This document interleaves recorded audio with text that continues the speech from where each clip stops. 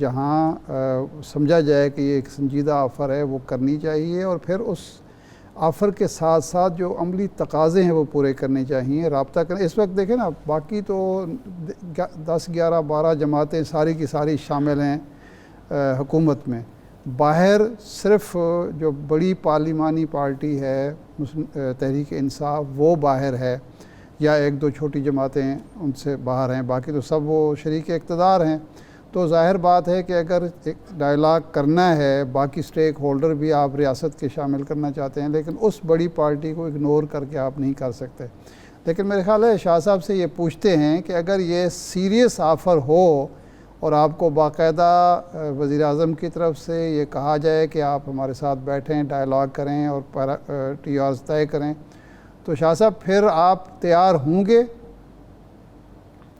ارشاد علی صاحب، پہلی بات تو یہ ہے کہ وہ نیشنل ڈائلاگ جس میں ملک کی سب سے بڑی اور سب سے مقبول جماعت اس میں غیر حاضر ہو، وہ ڈائلاگ جیسے آپ نے فرمایا وہ بے معنی ہوگا۔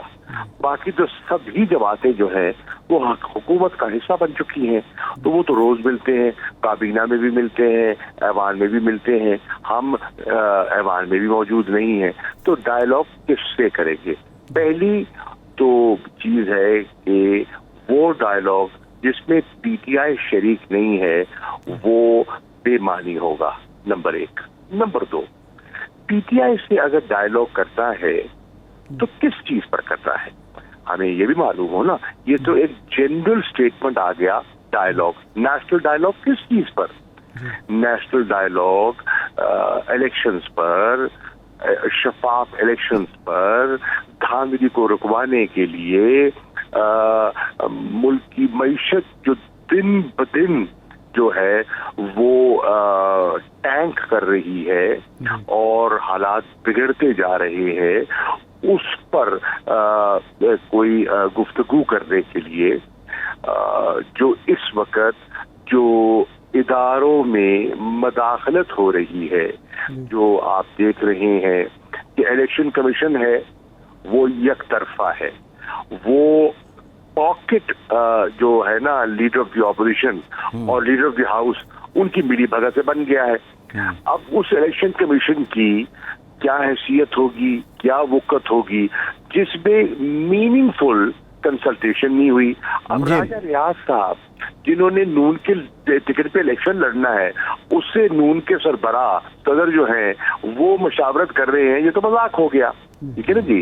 تو پہلے تو ہمیں ڈائلاگ کے حدود و قیود معلوم ہو کہ ڈائلاگ کا مقصد کیا ہے، اس کا ایجنڈا کیا ہوگا، کیا یہ باقاعدہ آفر ہے، ان رائٹنگ ہے؟ زبانی کلامی باتیں تو کئی دفعہ سیاست کے لیے اور سیاسی پوائنٹ سکورنگ کے لیے کی جاتی ہے، تو اس لیے ہم نے اس کو اتنا سیریسلی نہیں لیا۔ اگر حکومت سنجیدہ ہے تو وہ لکھ کے بھیجے گی، ہم اس کو پھر ہماری کور کمیٹی ہے، چیئرمین صاحب اس پر پھر غور کر سکتے ہیں۔ کور کمیٹی ایک مناسب فورم ہے جس پہ اس کے جو ٹی او آرز ہیں، اس کا ایجنڈا کیا ہے اور کیا وہ معنی خیز ہوگا۔ یعنی شاہ صاحب پاکستان تحریک انصاف ڈائلاگ کی آفر پہ اگر سنجیدہ آفر ہو تو اس پہ غور کرنے کے لیے، اس پہ بیٹھنے کے لیے تیار ہے؟ نہیں، عرضیہ فار واٹ؟ الیکشنز کے لیے، اسمبلی کی ڈیسولوشن کے لیے، تو بات سمجھ آتی ہے۔ ہم تو یہ کہہ رہے ہیں کہ ملک کو بحران سے نکالنے کا حل ہے نئے انتخابات، اور معیشت کو سہارا دینے کے لیے یہ جو بے یقینی صورتحال ہے اس سے ہمیں نجات حاصل کرنی ہوگی، اور اگر وہ ہمیں نجات کرنی ہے تو پھر حکومت اپنا ذہن دے کہ وہ آگے کیسے بڑھنا چاہتی ہے، تو پھر ڈائلاگ کا کوئی معنی ہوگا نا۔ اچھا شاہ صاحب، یہ پرسوں اچانک رات کو جناب بابر اعوان صاحب کی ایک ویڈیو وائرل ہوئی جس میں انہوں نے کہا کہ خان صاحب کی جان کو شدید خطرہ ہے، وہ گرفتار بھی ہو سکتے ہیں، اور ان کے یہ پہلی بات تو تھی کہ اتنی ایمرجنسی کیا تھی وہ ویڈیو جاری کرنے کی، نمبر ون، اور کیا واقعی اگر خان صاحب کی جان کو خطرہ ہے تو یہ اسٹیٹ ایکٹر کی طرف سے ہے یا نان اسٹیٹ ایکٹرز کی طرف سے ہے؟ دیکھیے، خان صاحب کی جان کو خطرہ تو ہے، اس قسم کی اطلاعات تو ہمیں ملی تھی. اس قسم کی دھمکیاں تو موصول ہوئی اور اسی لیے اسی کو بنیاد بناتے ہوئے خان صاحب نے کہا تھا کہ میں اپنا ایک ویڈیو میسج ریکارڈ کروا رہا ہوں اور اس کو ریکارڈ کروا کے میں ایک محفوظ جگہ پر منتقل کر رہا ہوں. اللہ نہ کرے اگر ضرورت پڑے تو وہ اس کو پھر جو ہے وہ لوگوں کے سامنے اور قوم کے سامنے رکھ دیا جائے. اس سے ظاہر ہوتا ہے کہ خان صاحب کو کوئی نہ کوئی ایسی سنجیدہ اطلاعات تھی جس کی وجہ سے انہوں نے یہ اتنا بڑا قدم کیا. نمبر 1. نمبر 2, جو بابر اعوان صاحب کی ویڈیو میسج ہے اس کے پیچھے رانا ثناء اللہ کی سوچ, ان کے عملی اقدامات, جو دہشت گردانہ کاروائی آپ نے دیکھی 25 مئی کو, اس کا ان کا سوچ اور ان کا فلسفہ, ماڈل ٹاؤن کی ان کی سوچ وہ عکاسی کرتی ہے, اور ان کی دھمکی کہ ہم ان کو گرفتار کریں گے, ہم ان پر بغاوت کا مقدمہ درج کرنے چلے ہیں.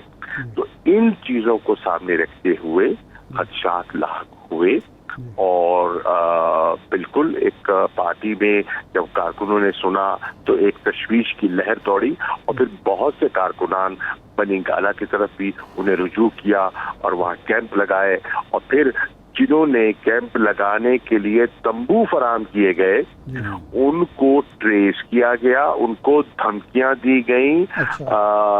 آئی بی کے لوگ وہاں پہنچے اور ان سے ان کی پوچھ گچھ ہوئی اور ان کی سرزنش کی گئی. کرائے پہ اگر کوئی تمبو لیتا ہے تو یہ کون سا جرم ہے؟ اچھا صحیح ہے, لیکن قریشی صاحب خان صاحب کی جان کو خطرہ کس سے ہے؟ ہاں جی سر, وہ قوتیں جو پاکستان کو ایک عدم استحکام کی طرف دھکیلنا چاہتی ہیں, وہ قوتیں جو یہاں انتشار چاہتی ہیں اور اس انتشار کے ذریعے وہ اپنے ایجنڈے کو پایا تکمیل تک پہنچانا چاہتی ہیں. اچھا قریشی صاحب, یہ آپ کے بارے میں اور اسد عمر صاحب کے بارے میں بھی سنا گیا کہ آپ کو اور اسد عمر صاحب کو بھی دھمکی دی گئی کہ آپ کو 14 برس کے لیے جیل میں ڈال دیا جائے گا, آپ کو قید کر دیا جائے گا, عمران خان صاحب کا کوئی فیوچر ہے. یہ دھمکی کہاں سے آئی اور ایسی دھمکی آپ کو موصول ہوئی؟ یہ آپ کو اطلاع کہاں سے ملی؟ یہ ہم نے بھی کچھ سنا ہے. اب آپ کہاں سے بھائی جان, کہاں سے سنا ہے؟ میں پوچھنا چاہتا ہوں نا, کہاں سے سنا ہے؟ اب یہ سورس تو نہ پوچھے نا. تو اگر سورس نہیں بتا سکتے تو میں اس پہ جواب کیسے دوں کہ اس میں کتنا وزن ہے؟ جنہوں نے کہا نہیں, آپ تردید کر رہے ہیں اس کی. میں اس پر کوئی کامنٹ نہیں کر سکتا اس سٹیج پر, کہ نہ جانے کون ہے اور وہ کیا اس کا ارادہ ہے اور کیا کہنا چاہ رہا ہے. نہیں, اگر آپ تردید نہیں کر رہے تو شاہ صاحب ہماری نظر میں جس خبر کی تردید نہ آئے وہ مصدقہ ہو جاتی ہے. آپ دیکھیے, آپ دانشور ہیں اور دانشور کسی چیز کو کوئی رنگ بھی دے سکتے ہیں اور الفاظ کا چناؤ بھی آپ سے زیادہ کون جانتا ہے جی. تو یہ آپ کی ماہرانہ رائے ہے اور طائرانہ نظر ہے, تو ہم آپ کی ماہرانہ رائے اور طائرانہ نظر کے منتظر رہیں گے. یعنی آپ ہمیں باخبر تو سمجھتے ہیں کہ اس پہ بھی شک ہے؟ آپ دیکھیے, جتنے باخبر آپ ہیں کوئی نہیں ہوتا, کیونکہ دیکھیے اس کی وجہ ہے میڈیا کے آپ جیسے باوقار جو دانشور ہیں یا جرنلسٹ ہیں, ان کا سب کے ساتھ یاد اللہ بھی ہے, اٹھنا بیٹھنا بھی ہے, میل ملاقات بھی ہوتی ہے, آپ پڑھتے ہیں, لکھتے ہیں, ماضی کی تاریخ سے بھی واقف ہیں, تو آپ کی جو رائے ہوتی ہے, آپ صاحب و رائے لوگ ہیں میری نظر میں. صحیح ہے. قریشی صاحب, ایک معاملہ اور بھی ہے, طلب کیا گیا تھا پرویز اشرف صاحب کی جانب سے آپ کے ممبران کو, وہ پیش نہیں ہوئے. آپ نے پہلے اعلان کر دیا تھا پارلیمنٹ میں کھڑے ہو کے ہم استعفے دے رہے ہیں. اب عذر کیا ہے کہ آپ جو موجودہ اسپیکر ہیں ان کے پاس کیوں نہیں پیش ہو رہے؟ استعفے دے دیے, ان کی تصدیق ہو جائے گی, یہ معاملہ یہ بہام ختم ہو جائے گا. یہ بات یہ ہے, دیکھیے حکومت ہم استعفے دے چکے, اس وقت جو اسپیکر تھے وہ قبول کر چکے اور وہ نوٹیفائی کر چکے اور آگے بھیج چکے، نمبر 1۔ تو وہ ایک پورا عمل جو ہے وہ پروسیس ہے مکمل ہو گیا۔ اب یہ کرنا کیا چاہ رہے ہیں؟ یہ بدنیتی ہے، یہ چھوٹے چھوٹے گروپوں میں ان کی کوشش ہے کہ لوگوں کو ورگا لایا جائے، لوگوں کو دھمکایا جائے، لوگوں کو یہ کہا جائے کہ ہم پیچز میں الیکشن، تب 131 لوگوں نے من جملہ استعفے دے دیے۔